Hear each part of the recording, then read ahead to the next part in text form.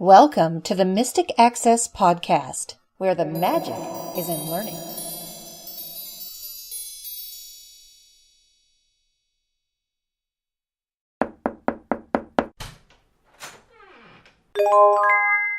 Hello, everybody, and welcome to this special edition of the Mystic Access Podcast. She's Kim. He's Chris. And he's Greg. Yes, he's Greg. Yes. Greg is here with us, Greg Stilson from Humanware. He is the product manager for Humanware blindness products. And hey, guys. Yep. Yes. Hey, Greg. And you have some interesting news to share with us. Yeah, and so do we. So we're all very excited to be here, hanging out, sharing news. Excellent. Thanks for having me on, guys. Yeah, we have, at least at my time at Humanware, and I've been through many of the different launches and stuff, we're extremely excited to announce the next generation of the BrailleNote family of products. This is, we're saying that it's part of the BrailleNote family of products because it is. It fits in as a BrailleNote device. However, this product is significantly more than a note taker. And to put it into the classification of a note taker, I think, doesn't do it quite justice. So the product is called the BrailleNote Touch. The reason we call it the BrailleNote Touch is because it is the first Google certified Braille tablet. And that's something that is extremely exciting, especially for a part of the assistive technology space, is that the fact that this device is technically part of the mainstream Google Play Store, which is something that no other device has really been able to ever say before. So because it's a part of the Google Play Store, of course, I have to ask this, can you install third-party apps on it? Absolutely. Yep. And that's something that is really, you know, I don't want to talk directly about the third-party app stuff right away, but that is definitely the most exciting part about this. When you think about note takers and assistive technology devices that have been around, it's always been assistive technology on one side of the spectrum and mainstream on the other side of the spectrum. Mm-hmm.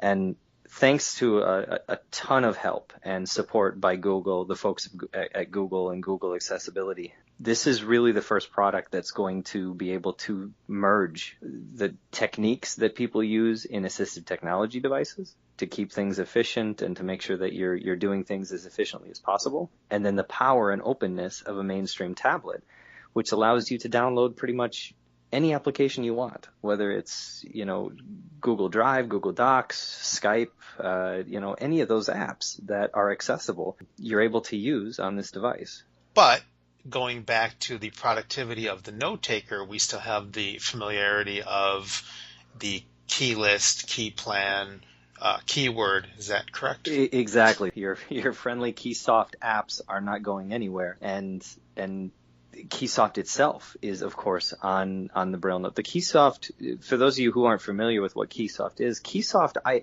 always tell people Keysoft is the user experience that you experience when you use a BrailleNote. Keysoft is technically a user interface, but it goes so much farther beyond that. It's the applications that you use. It's the menu structure. It's the way that you interact with the device using your familiar keystrokes, things like first letter navigation. Well, that's something that Keysoft does. And really that's where the BrailleNote Touch, I always say it unifies efficiency and accessibility. So today, with all the devices that we have out there, because of the concept of universal design, which is a wonderful, wonderful thing. Myself as a blind user, I use things that use universal design all the time, meaning that the developer of an app or of a device tries to put accessibility into the design of the product from the ground up, which is fantastic. I tell people all the time, right now is probably one of the best times to be a blind technology user because we have access to so much more than we've ever had. So what we've seen is that as we started looking at the landscape of products out there, and we actually as a company took a long, hard look at whether there was a need in this space for another BrailleNote. And the answer was that there wasn't such a need for a note taker, but as a really next generation device that used the strengths of a BrailleNote, used the strengths of Keysoft, but really integrated that into the mainstream. Because there's a whole bunch of devices that qualify themselves as accessible. I can physically touch a touch screen and run my finger all over that screen and find different icons and buttons. But I'll give you an example. One thing that I do every single day is, I'll go into my news feeds, I'll go into my, my email, I'll go in and I do the same steps over and over again. But I know what button I have to go to, but is it really the most efficient method for me to have to flick right 500 times until I find that item? Or would it be more efficient to just simply type the first letter of the item that I need to go to? And that's really where the power of Keysoft really brings those efficiency things, the screen reader, the BrailleNote style of navigation to a mainstream type of platform. And that applies both inside your Keysoft apps, things like Keyword, Keylist, Keyplan, all the way through to your third-party apps, your Skype, your Dropbox, that kind of stuff. There's that level of efficiency going on, and there's also a piece in there that says, particularly to those people who perhaps are currently unfamiliar with tablets or unfamiliar with some of the technology that has come out more recently, as you were saying, even the last 10 years, the amount of stuff that we as blind technology users has been able to do has just been staggering, the amount of material we've been able to access. Mm-hmm. And for people who have been a bit intimidated by how the heck do I learn some of that, I think this is a beautiful bridge to allow some of that intimidation factor to vanish, as if you're not familiar with Keysoft, or if you are an older Keysoft user or a Keysoft user who has used it quite a while back, to get into an environment where you can quite quickly and easily become comfortable, become excited, and yet still have all these amazing possibilities. The ability to download various apps and do various things. You have the Braille display, you have the panning features available, but you also have, as you said, the one-letter nav, and if you want to play with being able to use it in a tablet-like fashion, as it were, you have that ability too. So I think it's a beautiful way to explore and evolve your own technology learning needs if it's something that's kind of new to you and you're kind of on the fence about it. Yeah, and you made the point about being able to use it as a tablet. Well, technically this is really a Braille tablet. It's to describe the device. If you picture what a BrailleNote Apex or traditional note taker would look like, we have our 32 or 18 cell Braille display in the front of the device. We have our familiar front panel thumb keys. There's 4 of them on the device. They're actually we've changed the names and the functions of those thumb keys, because I actually asked many BrailleNote users. I said, so could you tell me the name of the Apex thumb keys and what they do? And I would say maybe 10% of users actually could tell me, outside of the 2 panning ones in the middle, what the far left and the far right thumb keys would do. And so we said, let's make it easy for people. So starting from the left, you have the far left button is previous, because it navigates you to the previous item. The second from the left, so the middle left, is just called left, because it pans your display left. Then the middle right is called right, because it pans your display right. And the far right, all the way to the right edge, is called next, because if you push that, it navigates you to the next item, whether that's in a list or in a third-party application or whatever. It's basically the equivalent at times of what you would equate to swiping right or swiping left on a touchscreen. Where the BrailleNote Touch is so unique is that behind the Braille display, where your traditional Braille keyboard would be, we now have a flat glass surface. And that glass surface is a really special glass surface, because it's designed for 2 purposes. It's designed, one, for visual output. So there is a visual screen. For those of you who are wondering, yes, you can turn it off. So if you want to be private and do things on your BrailleNote without the prying eyes of others, you can turn that visual screen off. But it's also designed for one specific thing, and that is that we need to be able to control the device with Braille commands, the same way that we've used on past BrailleNote takers and things like that. The beauty of using the screen is that blind people can use the same type of surface and same type of touch screens that everybody else is using, which allows us to not have any conflicts with third-party applications and things like that. So you can use that glass surface just like in a traditional tablet, where you slide your finger around the screen to identify items and double tap on the ones that you want and things like that. But where the BrailleNote Touch is the most effective is when you turn on this mode, which is by default turned on, called Touch Braille. Touch Braille is a patent pending technology that we've designed. It's similar in some ways to the other options that are out there. So for example, iOS I think has Braille screen input, and there's a few other ones out there that have the ability to type on a touchscreen. There's two significant differences. Number one is that on Touch Braille, when I lay my 10 fingers on that screen, it is instantly recognized my fingers. It has instantly recognized them. What other devices called calibration, we call it finger recognition, because what happens is that when you lay your hands on the screen, all 10 fingers are recognized, but not just recognized. They're recognized as in the positioning and the finger type of each finger, because what happens with Touch Braille is that the virtual keys that are created when you lay your hands on the screen then will actually follow your fingers. So what other devices have done in the past is that when you calibrate your hands on the screen using whatever method that is, you have to find those targets. You have to hit those targets to be able to correctly input Braille. Touch Braille is not that way. First off, Touch Braille is instantly calibrated the second that you lay 10 fingers on that screen, because our goal with this was that if you think about the way you type on a physical keyboard, before you begin typing, you always rest your fingers to orient them to the keys. And we wanted it to be that fast, so there's really no loss of typing efficiency when you're using Touch Braille. The second thing is that you don't have to hit these targets. Once you're typing, you just simply type normally, as in no special gestures to do space or backspace or to do different commands, because you're typing as if you were typing on a BrailleNote keyboard, the same way that you always typed on a BrailleNote keyboard. For example, Enter is your right little finger, backspace is your left little finger. You can do different commands. The second way that Touch Braille is different, and Touch Braille really provides that efficiency factor, is that other devices only allow you to use the Braille input methods in edit fields. And that's really limiting. As we said, there's many, many other functions that Braille could be really useful. And one of them is for first letter navigation, orienting yourself to different applications, navigating around. The beauty of Touch Braille is it's always ready. It's always active. And you can use your familiar BrailleNote commands and shortcuts, first letter navigation. So I can still be on the main menu with my hands on the glass and still type W for word processor and go straight there. Or now I could press P for Play Store and jump right there. So Touch Braille is one of the most dynamic features of the device because it can be used in all places in any app, anywhere in the device.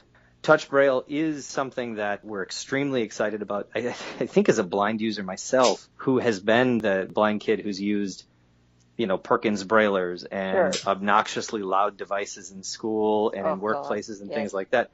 The part that I'm so excited about Touch Braille and about the device is, number one, that it requires virtually no effort to Braille on the screen. And that is something that, you think about the Perkins Braillers, you have to push really, really hard.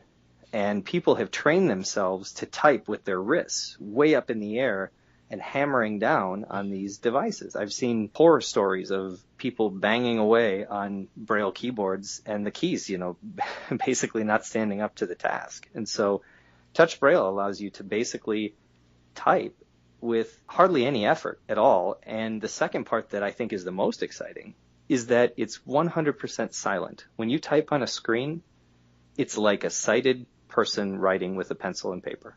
And that's the part that I think is so exciting about this product, is that it allows a blind user to be efficient with their device, but not have to stand out, as in they're using something different. You know what I'm saying? Yes. And if you're a student anyway, a teen particularly, and you're going through junior high or high school, and God forbid you have one of those huge Perkins Braille devices, which were, as you said, loud, obnoxious anyway, you were automatically the person who was making the most noise in the class, whether you liked it or not. And, it makes you more self-conscious. It makes you more concerned about, gosh, am I embarrassing all my friends hanging around here? But, it's such a nice thing now, knowing that everyone will have this opportunity to experience something that's quiet. And, Touch Braille may not be for everyone. The touchscreen, some people may just say, I don't want to use the touchscreen. Well, we don't force you to use that. The BrailleNote Touch comes with what we're calling the smart carrying case. And built into the smart carrying case is a physical keyboard that when you type on it feels like you're typing on a BrailleNote Apex. So as soon as you place the device, and by default it's going to be shipped to you in the carrying case, the keyboard actually flips over the screen and connects to it with a magnet. And so you can actually feel a physical connection of the keyboard connecting to the screen. And when you look at the device, when you feel the device, it feels just like a traditional note taker. And so for those people who are a little apprehensive about the screen, or maybe just want to use the device just like a BrailleNote, you can definitely do that. And for some people, it may reduce the learning curve exponentially. I can tell you that Touch Braille, I would say, has about a 20-minute learning curve to be, I wouldn't say super, super efficient, but at least to be able to type consistently on it. The more you use it, the better you're going to get. I use Touch Braille now for 100% of my work. When I make mistakes on Touch Braille now, it's not because I didn't know how the system worked or anything like that. It's that I would have made those mistakes using a physical keyboard as well. So that's really where I think the power of the Touch Braille.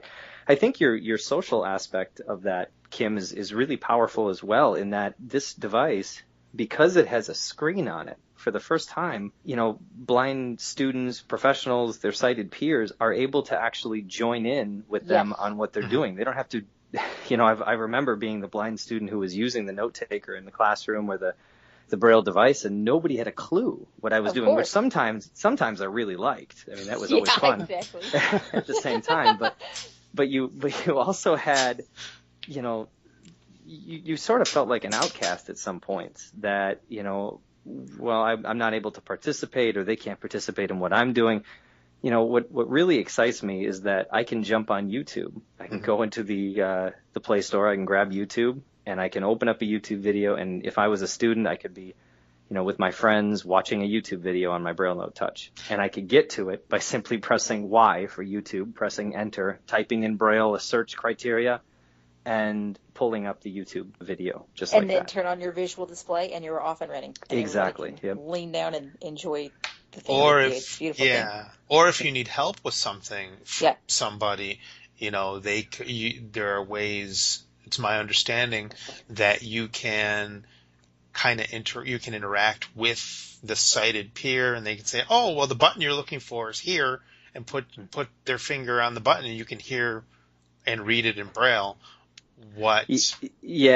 Correct. So you can turn off the Touch Braille, and you can use Explore by Touch, and they could physically touch the button for you and double tap it. Or if they tell you, well, turn on the Explore by Touch and I'll tell you where it is, and you can put your finger up there. But the good thing about this is that with Touch Braille, if you generally know what you're looking for, and that's, I think, the most exciting part, is I've worked with a lot of parents and students and even blind professionals. I tell you, the number of times that I get a new app on a tablet or something like that, and I've never used it before, sometimes I'll show it to a sighted person and say, "Hey, do you see a submit button somewhere on this screen? Because I sure can't find it." And they'll say, "Yeah, it's in this corner," or whatever else. You know what you need to hit, so just press S, and 9 times out of 10, it'll jump to an item that starts with S on that screen. That's really exciting. The device, just to give you a little bit more information on it, so it is a traditional Braille tablet. In the front of it, you have 3 physical Android buttons or Google buttons that we put on there. So we have the Android back button, which is a physical button shaped like a triangle pointed left. And that's like pressing space with E on the keyboard, just like your traditional BrailleNote command. You have a circular home button, which is like pressing space with all 6 dots at the same time, jumping you to the main menu. And then you have a new button, which is a physical square-shaped button that is for the context menu. And we have a context menu in all of our Keysoft apps and in some of even third-party applications. And if you press and hold that square button, it'll actually open up your recent apps. Because this device, being a tablet, obviously you can have many, many, many apps open at one time. But I want to go back to the item that I mentioned called the context menu, just tapping that square button. You can access that also. All of these have commands from the Braille keyboard. Space with M opens up your context menu. What's really exciting is that Keysoft still has contextual help. Everybody knows Keysoft's contextual help. It's sort of that guide that allows you to not have to have the user guide with you all the time on how to do certain things. And I'm happy to say contextual help is still there. You can still press space with H anywhere, and it'll tell you how to navigate around the screen, how to execute first letter navigation, what your focus is, that kind of stuff. But what I'm excited to tell you is that this product is not just in English only. We're going to be localizing this product in many, many different languages. So part of the challenge was if we were going to take contextual help from the past Braille notes, it would have been a real challenge to localize all of that content because contextual help was sort of infinite. You had so much information in past contextual helps, and a lot of teachers and users told us that contextual help at times actually had too much information. So what we've done is separated. Contextual help is generally going to give you information about how to navigate around something, what options are available, that kind of stuff, or what items could be navigated to, that kind of thing. But in contextual help, you'll also at the end have an option there that says for a menu with more items and shortcuts, press space with M. And if I do that, it'll open up the contextual menu, which is going to be available in every Keysoft app. And as I said, some third-party apps as well. And I always say it's sort of like right-clicking in Windows. If at any point you're curious about what you can do in an app, for example, I mentioned we have Key Mail. Well, you may want to know how to send an email. Well, to send an email, you can access the context menu from within a message by pressing space with M or hitting that square button. And the first item, I believe, in that menu says send email. And then right after it, it says space with S. So it tells you the functions that are available, but it also tells you the associated shortcuts that are there so that you can remember how to do them the next time. That little square button is going to be your friend if you're like me and haven't used Keysoft in quite a while from the ancient BrailleNote Classic days.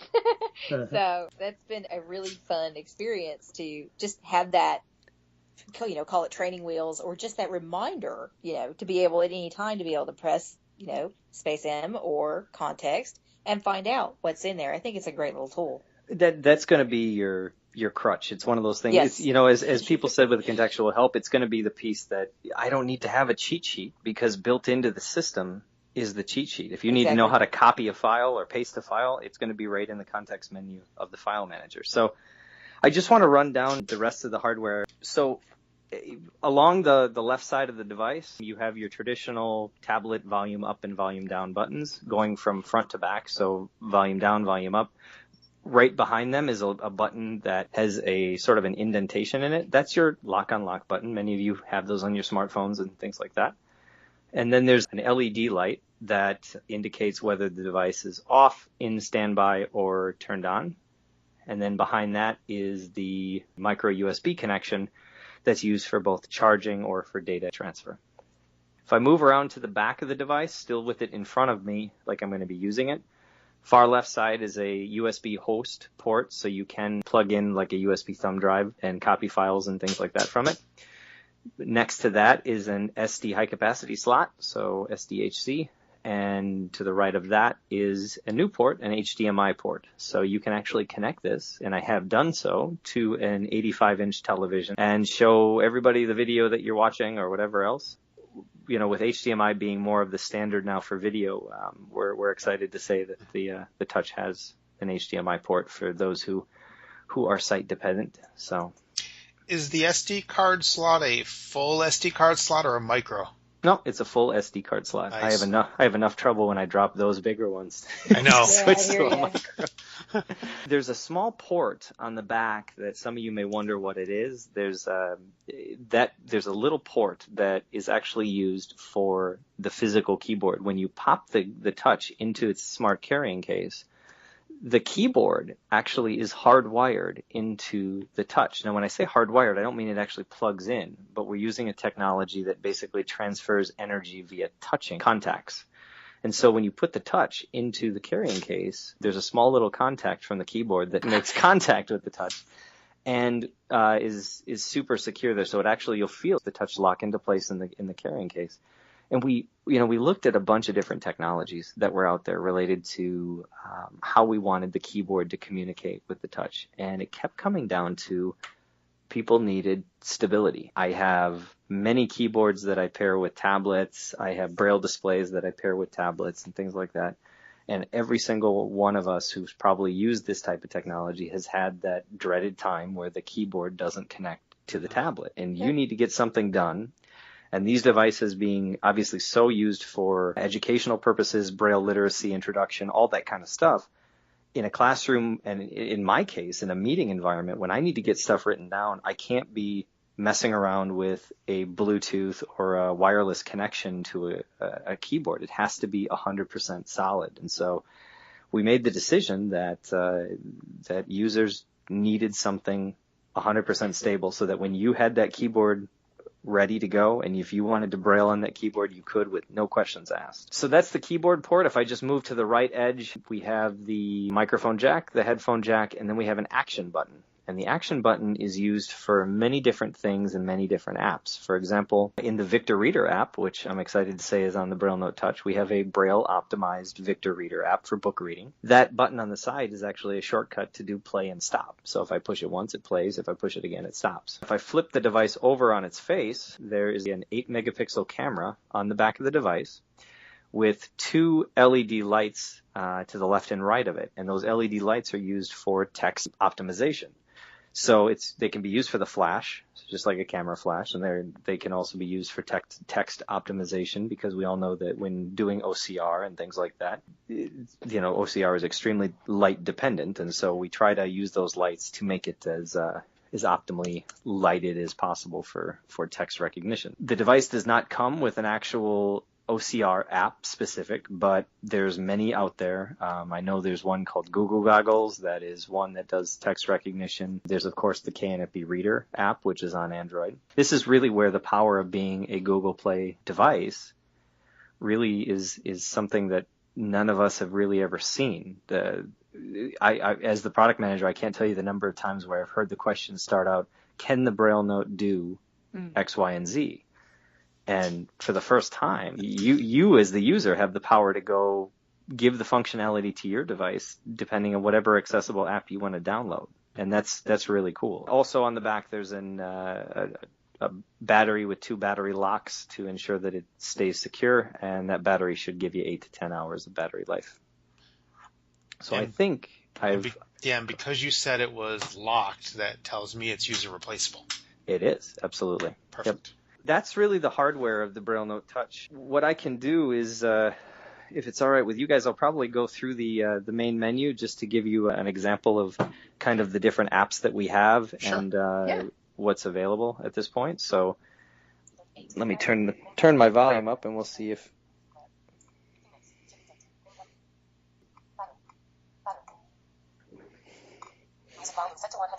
So I'm using Touch Braille right now. Now, what's really cool about this device is that you can pretty much navigate around the entire device just using the thumb keys. So as I said, your far left is previous, your far right is next. So I'm just going to go through the main menu. I see main menu right on my Braille display. I'm going to hit next. Internet, key web. Oops, and I'm going to go to the top. Contacts, key list. So you heard contacts, key list. So key list is still there. The cool thing about key list is that it's obviously completely synchronized with any of your Google contacts, any of your Microsoft Exchange contacts. Yes, that's right. I said Microsoft Exchange. And any other email provider that you have, which allows you to sync contacts. We're able to basically tie in to the synchronization techniques and capabilities of Android. So Keylist is available, and you can do all your traditional searching and things like that in Keylist. If I hit next. Email. So email is obviously Keymail, and as you heard me say before, it's Microsoft Exchange ready. So if you're a blind professional, if you use a school system that uses Exchange, that kind of thing, the days of saying that we have to use a special email account or something are over. So we're very excited about that. And if I activate that, you'll go right into the traditional New message. Keymail menu, and the first option is New Message. If I hit Next, you have Read for reading messages. Add account. You can add an account. Settings. There's your settings. Current account, Exchange. And then you see it says Current Account, Exchange. Well, I can have multiple accounts. So right now on this one, I have Gmail and I have Exchange on here. And all the traditional commands apply. You're able to do everything that you traditionally do in an email client. And it feels very similar to doing it on a BrailleNote. If I go back to the main menu, I'm going to hit Next.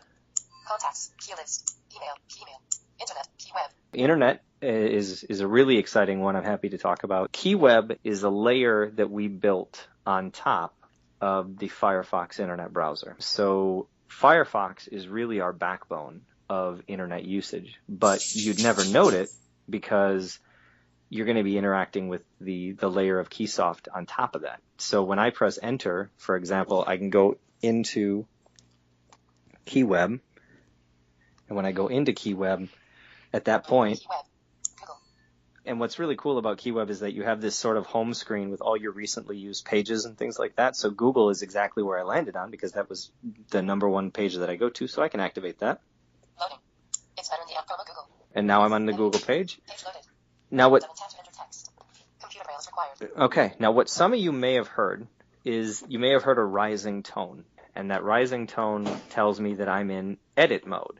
And that's something that's really new to the BrailleNote. Edit mode is, some of you may be familiar with it from screen readers. Basically, when you enter an edit field or an edit box, you need to activate it first before actually doing any type of editing. So I'm on the Google search page, and it automatically put me into edit mode. And I heard a rising tone. What I see on my Braille display is actually a left, it looks like a box with a cursor in between. So I have like a left bracket for my box and a right bracket. They're the same symbols that you saw on the Braille notes in the past, but that's a way that we represent the edit box concept. Okay, so now I'm going to press the square button or space with M. Context menu. Open web page. Enter with O. And you see that now you have a list of all the functions in KeyWeb. So open web page, enter with O. Forward. Enter with F. Forward. Back. Space with E. Back, space with E to exit back to the previous page.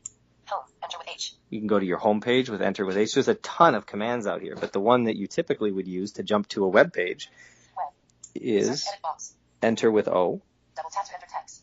Search or enter address edit box. http://www.google.com/. And right there, it has Google already in there. Some of you may have heard it says computer Braille is required. And the same way with Apex and any other Braille notes on the web pages, because we need to make sure that you can input all the symbols that are required for web usage and things like that. We want to make sure you're able to do that with computer Braille. So in KeyWeb and things like that, you can use computer Braille to enter any symbol you need to. So that's just a quick glimpse into KeyWeb. I'm very excited to say that you will no longer run into pages that you cannot open because we're using Firefox, and we have the ability, using that Firefox backbone, to upgrade that Firefox backbone at any time that we need to. This is really a perfect example of sort of unifying that efficiency of a traditional note taker using the Braille keyboard and the Braille commands and shortcuts and first letter navigation, etc., with the power of the mainstream applications and devices. So I'll jump back to main menu. Main menu. Internet. Keyword. So I'm back on internet. I'm going to hit next again. Word processor. Keyword. Word processor is a big one. That's probably the most used application on the BrailleNote and has been for many years. And I'm happy to say that Keyword is back again. If I hit confirm on this, and I'm going to go into Keyword. If I wasn't in a document, it would have brought me to the Keyword menu where I would have seen create, open, print, emboss, blah, blah, blah. But since I had a previous document opened already and I never actually closed it, I just jump right into that document. Now, the beauty of Keyword is that what Keyword really allowed blind users to do is correctly format documents and be able to read the formatting in a document. And that's really powerful because, quite honestly, if I'm listening to something speak at me, I never know, what's the formatting there, what's the spelling, what's any of that kind of stuff. And that's really where Keyword provides the most functionality. And so I have Braille formatting symbols in this document. But what's really cool about Keyword on the touch is that Keyword, like every aspect of Keysoft, is rewritten from the ground up. And it's rewritten to be designed for the modern user. And the modern user doesn't use specialized BrailleNote formatted documents. Every user today is using some type of mainstream file. For example, if I open up Keyword today, I will be writing and reading in Braille, and it's going to feel just like I've read on a BrailleNote for many, many years. When I save that file, or when I send that file, it's always in Microsoft DOCX or DOC or RTF format. So it's always using a mainstream format of document, but you're getting all of the Braille benefits of the past versions of Keyword. And so students and professionals who need to write documents, and you're used to doing, you used to say that, I have to do that on my laptop because my BrailleNote or my note taker or whatever wouldn't do it.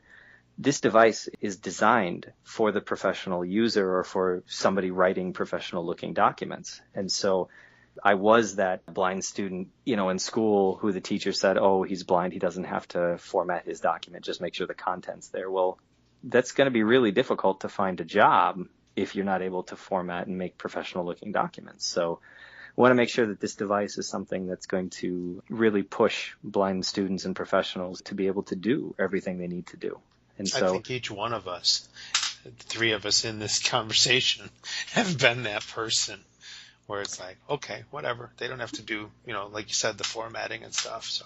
And you think about it, Chris, what teenage kid is going to say, oh, no, I really want to write that 10-page paper. Please let me format this. Yeah, please let me do this. No, and it's, that's really what we're going for here is a product that's going to foster inclusion with the blind student and also productivity. That's the thing is that I'm not going to say that this device is going to replace your laptop, but I definitely can speak from experience saying that I'm not looking at my email on my laptop like I used to as much because I can do it with the touch and it's so much faster for me to do that in contracted Braille and be able to do all that content. So you are able to do pretty significant formatting in this. I can create bulleted lists. I can create headers and footers and headings and things like that. So it's extremely powerful to be able to do these kind of documents and even print them as a PDF that I could send to somebody if I needed to. So let's jump back to main menu, and I'll go to the next item. Internet, key web, word processor, keyword, planner, key plan. So planner, I won't go into it, but planner, once again, just like key list, key plan is connected to your email. And so I'm excited to say that all of my, Exchange calendar appointments that I live and die from on my calendar synchronize directly to my BrailleNote Touch. If I hit next. File manager, key files. You still have a file manager, so if you need to copy and paste, move files around, access that kind of content, it's a very, very simple structure. I've said excited, but I'm pretty much excited the whole time. But the ability to do folders inside of folders is exponentially easier on this device. So the Braille notes have always been a challenge. We'd have to switch into directory mode and do special things and things like that.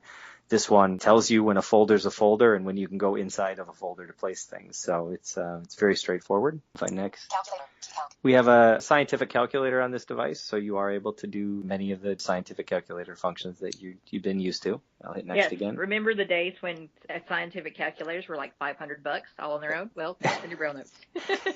Yeah, exactly. So I'll hit next again. Victor Reader. So there's Victor Reader, and Victor Reader is really powerful. As I said, it's an optimized Victor Reader for Braille. And so you are able to read essentially all the Victor Reader content that you would typically read on your Victor Reader stream, the first generation, so the one that was offline. So accessing things like DAISY audio, DAISY text files in general, that kind of stuff. You can even pull in podcast if you've had saved podcasts on an SD card or something like that. The cool thing is that if you do own a Victor Reader stream, you're able to just simply take out your card from your stream and pop it directly into your touch, and it'll show up in your bookshelf right away. And you're able to basically continue reading or whatever you need to do from the Victor Reader's card. The next item is the most exciting item. Play Store. Is your Play Store. And that is the part that was sort of this walled off piece of note takers for the past 20 to 25 years, is that there was just this sort of blocked off door that you could never get to. And we're really excited to say that you can open up the Play Store and download whatever you need. So for example, the last item on the main menu, if I hit that, All applications. is all applications. And that takes you to, if I go into this, Main menu, all apps. it's Upload. main menu, all apps. And now it has a list of every application that's on this device, from the Keysoft applications to the ones that I've downloaded. So for example, I can hit the letter D. And remember that this is a list of probably 50 to 60 items. If I needed to find something using a touchscreen, I would use my trusty swipe right 50 or 60 times until I found it. For example, if I want to go straight to YouTube, I know that that's the last item on the list. I can press Y, YouTube. and it goes straight to YouTube. James single at the top of the third. The Resident Brewers, 4-2. Now, what you may have heard right there, I don't know if that came through, that's a notification. It's kind of funny because I'm using a BrailleNote device, but I have a notification coming in, and that was from my At Bat app. And so I see that my Milwaukee Brewers are now down 1-0. Nice. And so that came in from my at-bat app, which wasn't even open. It was just sending notifications to me. And so I did actually see that notification in Braille, and I could have just pressed my cursor router key on that notification to interact with it. I'm on YouTube. I could also hit D, for example, and go straight to Docs. Google Docs. And at this stage, this is really where the power of the touch can be harnessed. So if I press enter on Google Docs, you're able to create content and things like that in Google Docs, obviously. But when you're using Google Docs, the power in what the touch does is that I can control the entire third-party application from my keyboard. So in this case, I know one of the things my wife and I do, my wife is blind as well, is we share a shopping list. Anytime that we know that we're out of something, for example, we always put it on this Google Docs shopping list that we can update and have on any of our devices that are with us. So let's say that I need to tell my wife that we're out of something. Well, I don't know on this screen where Google Docs is, or I'm sorry, my shopping list is located. So I'd have to swipe right, 10 times until I actually found it. But this is where the power of Keysoft comes in, is this is a third-party app. This is not a Keysoft application. I can just press the letter S, Search. S again, Sort by. S again, Shopping list Google Docs shared open by me. March 14th. and there is my shopping list. I didn't swipe right 15 times. I pressed S 3 times. And now I can press enter. I'll press enter there. Shopping list. And at this stage, my shopping Shopping list with editing permissions. says open shopping list with editing permissions. I see that on my Braille display. Now I know because I've been Edit box. in the Google Docs application before that I need to find the edit button somewhere on this screen. So I'm going to press E. Edit button. There it is, edit button. I'll press enter. Edit box. Round. And you heard it kind of make that chime noise. That tells me now that I'm editing. Now I'm using my thumb keys on the front. So let's go. I see I need to buy snap peas. I need to buy lunch meat because I'm out of that apparently. Chicken breasts. Let's tell my wife that we need to buy a bottle of wine. So I'm going to press enter. So it said new line, and I'm going to type in wine in contracted Braille. Space. And now I see wine actually on my Braille display. Now when I'm done, I can be finished by pressing space with E to exit. And I can hit the letter D because I know that somewhere on the screen there needs to be a done button. Done. There it is. I'm going to press enter. Done editing. Done editing. And at this stage, I've just updated a Google Doc on my BrailleNote Touch using contracted Braille. And I've read that in contracted Braille. I saw all of the formatting, all of the things that I needed to see in that document, but I did it using a device that was built for Braille efficiency.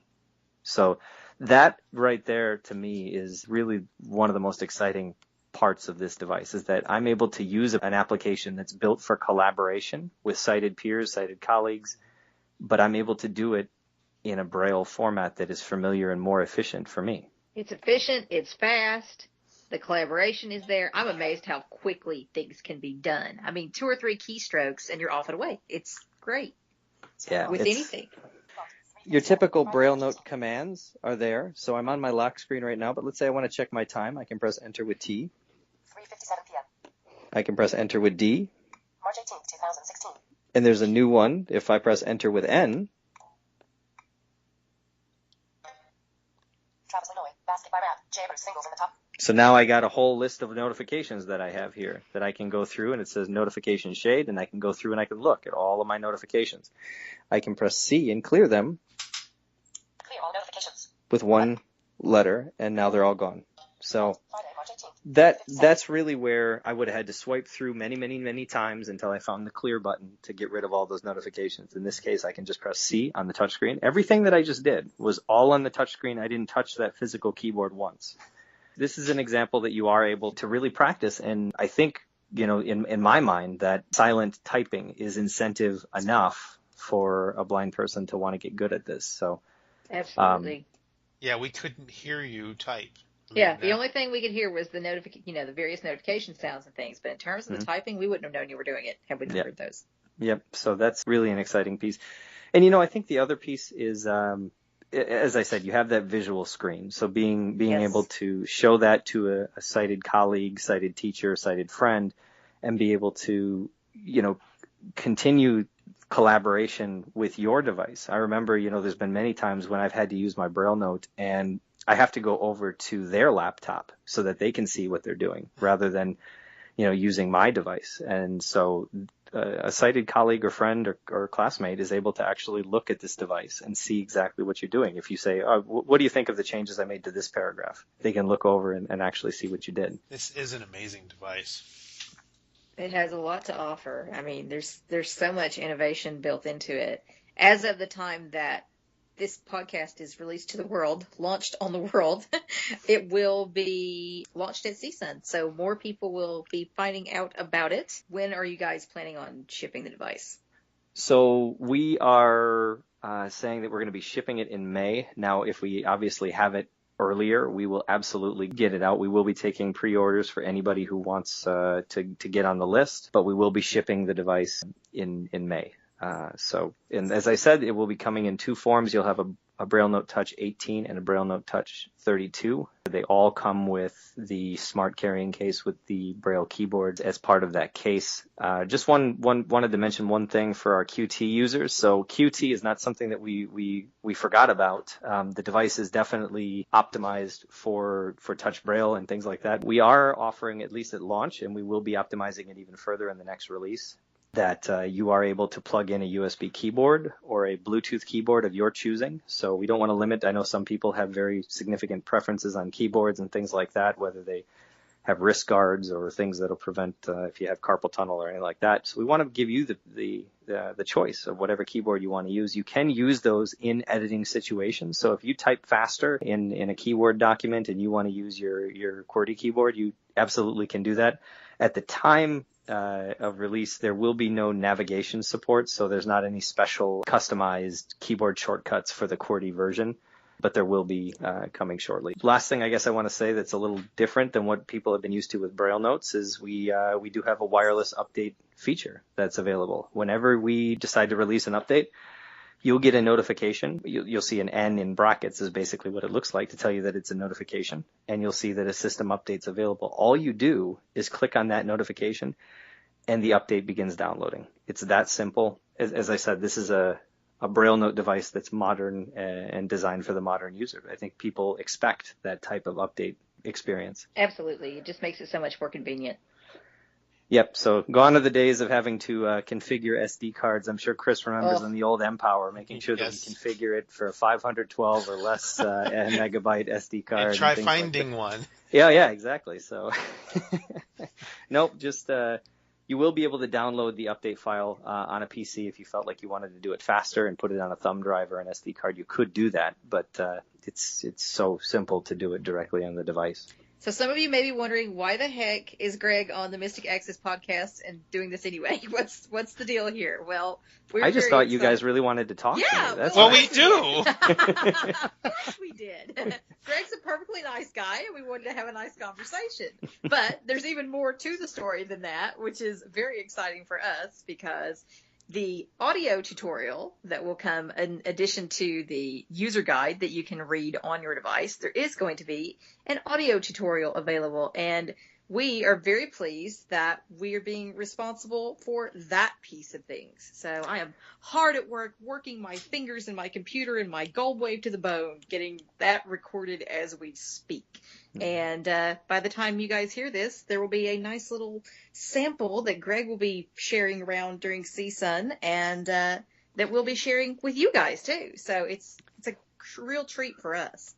We're extremely excited to have Mystic Access on board with this one. What really started this conversation and really created the interest here is, I was talking to Chris and Kim and we were kind of reminiscing about, what helps someone learn technology back in the day. And when I say back in the day, I mean 10, 15 years ago, huh? Yeah.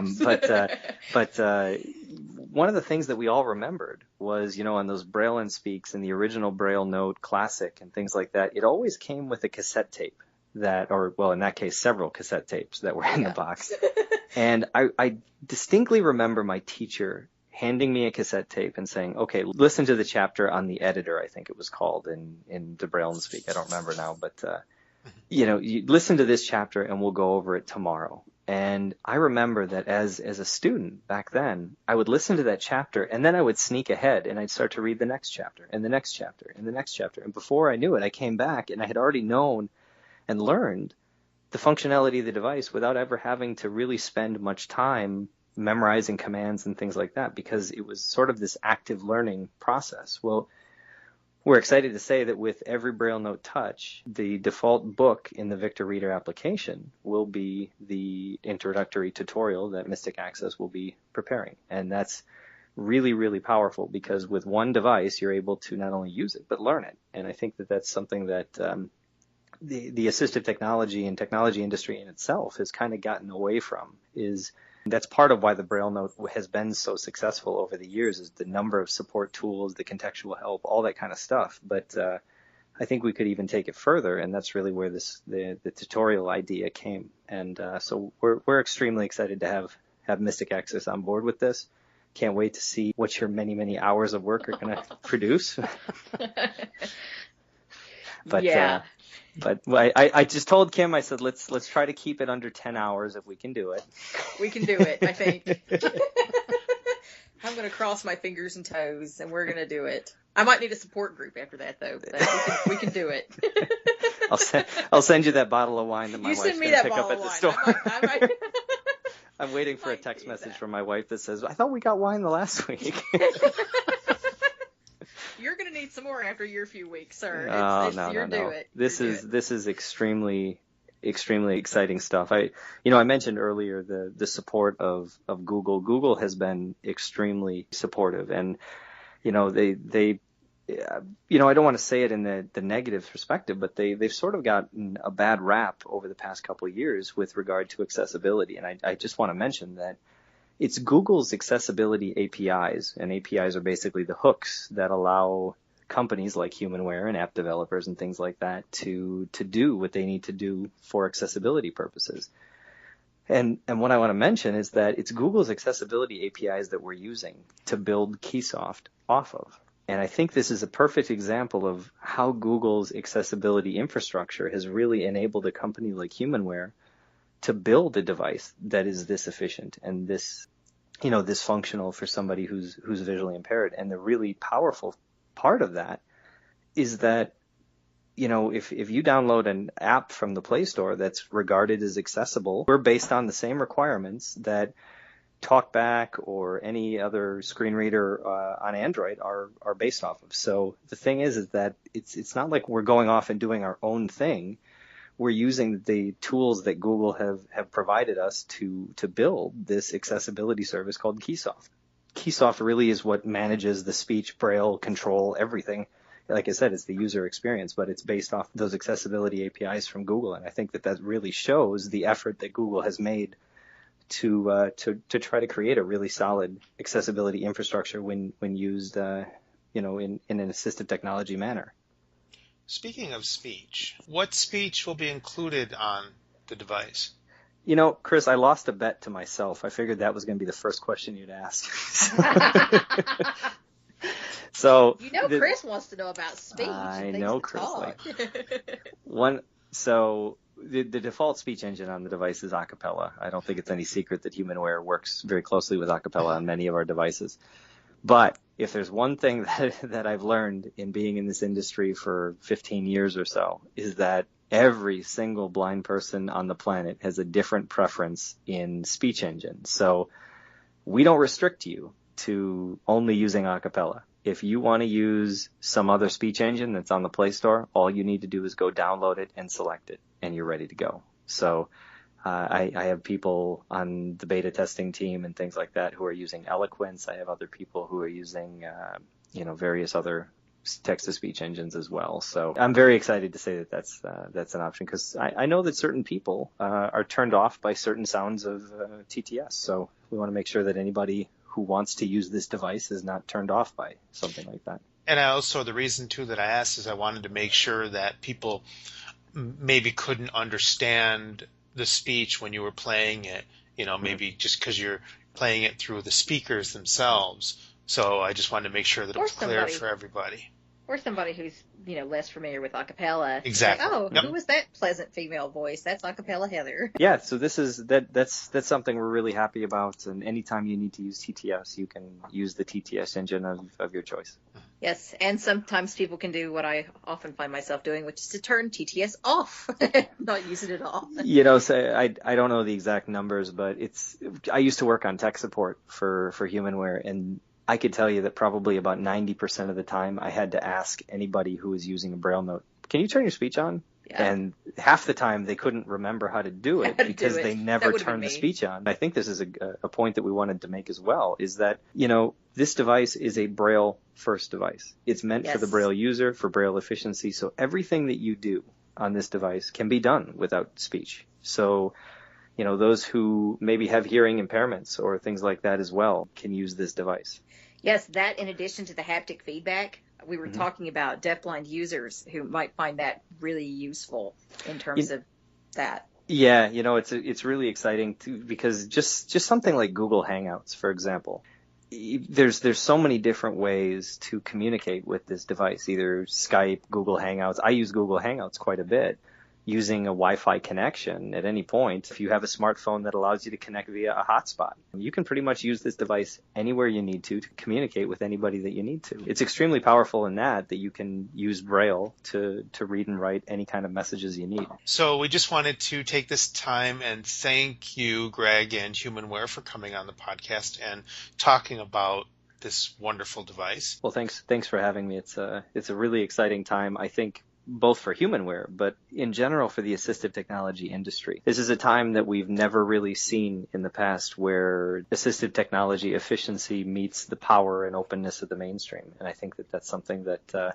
I'm really excited to be living through and be seeing at this stage, just myself as a blind user, using the devices every day. Yeah, every time you think that it's not going to get better, it does. And it's just like, wow, there's kind of an awe factor that still remains, I think. So how can people contact Humanware and get more information and all that stuff?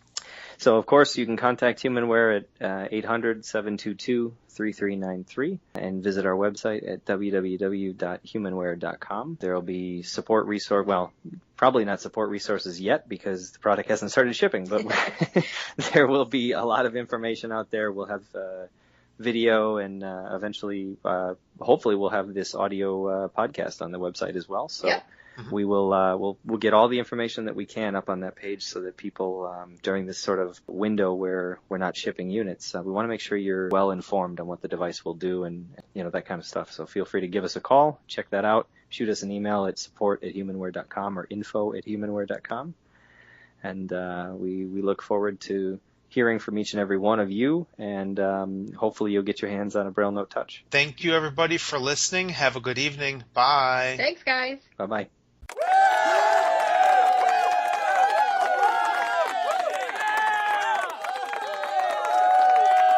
For more information about the BrailleNote Touch, please contact Humanware. Give them a call at 800-722-3393. Send them an email at support@humanware.com or info@humanware.com, or visit their website, www.humanware.com. Mystic Access would like to thank Greg Stilson and Humanware for appearing on the podcast and sharing about this exciting new BrailleNote device. Thanks for listening. Bye.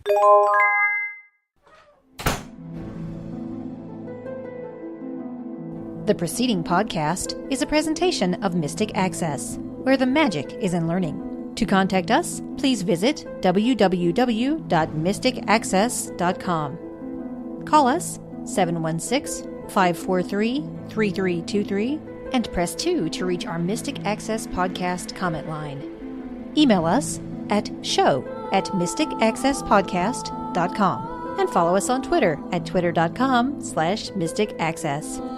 Would you like to spread the word about our podcasts?